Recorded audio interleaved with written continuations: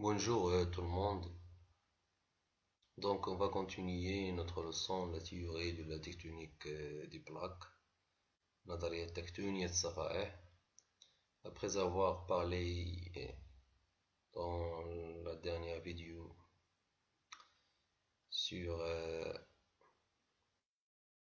la théorie de la dérive du continent proposée par Wigner, et après avoir parlé de ses arguments, l'argument morphologique, l'argument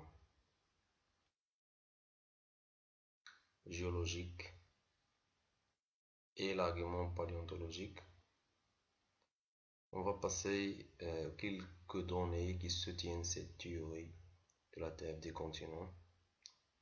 Alors en voyant cette image, on a les reliefs sous-marins de l'océan Atlantique. Alors il est composé d'une dorsale médio-océanique au milieu, au sommet de laquelle on trouve le rift, comme vous voyez ici, et de façon symétrique, il y a la plaine abyssale et le talus continental et le plateau continental.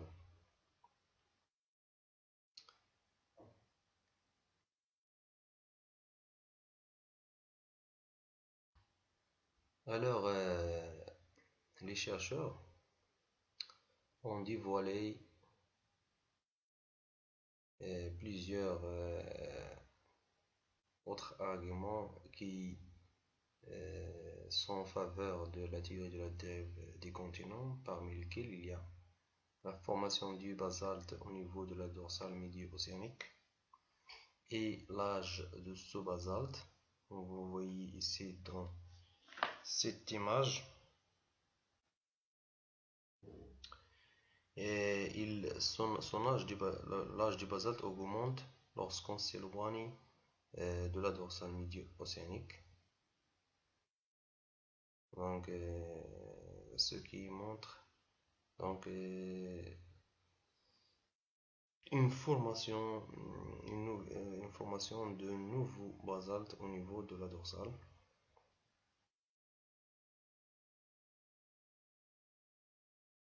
Alors, au niveau de la dorsale, il y a toujours un renouvellement du fond océanique et ça se fait par la mise en place d'une nouvelle croûte basaltique, ce qui conduit à l'expansion du siège océanique et donc la séparation des deux continents.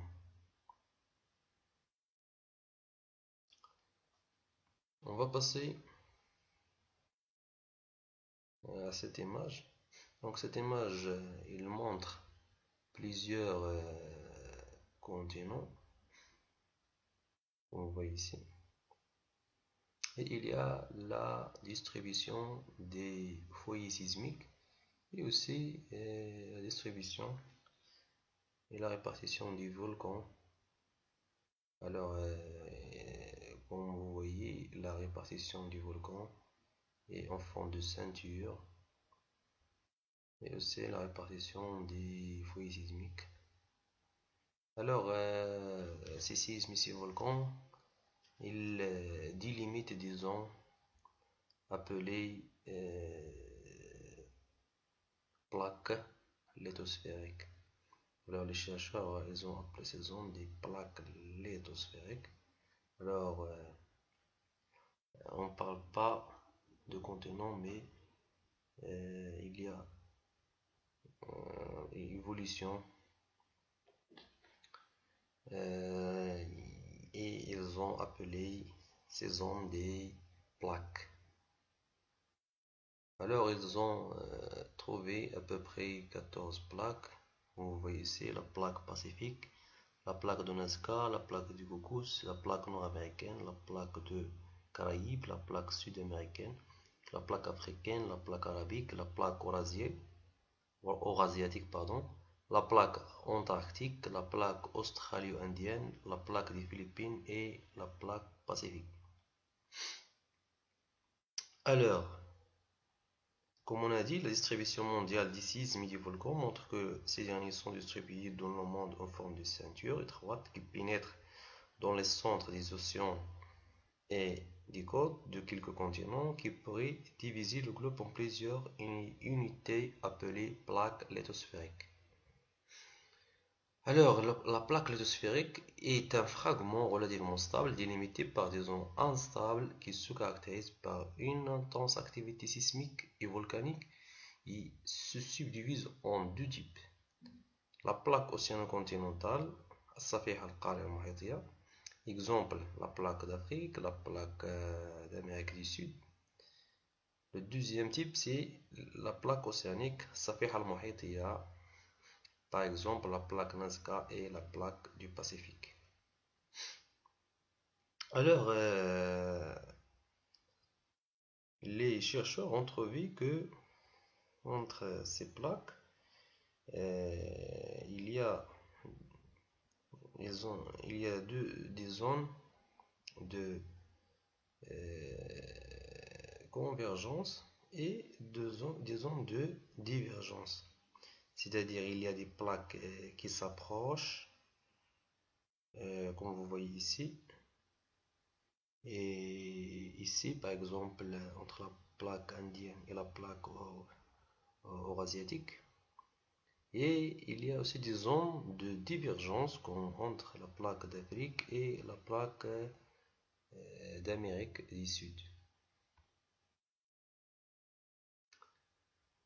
Ils ont trouvé ça grâce vraiment à plusieurs techniques parmi lesquelles les satellites, c'est-à-dire la technologie des satellites GPS, et aussi grâce au calcul de l'âge du basalte des planchers océaniques.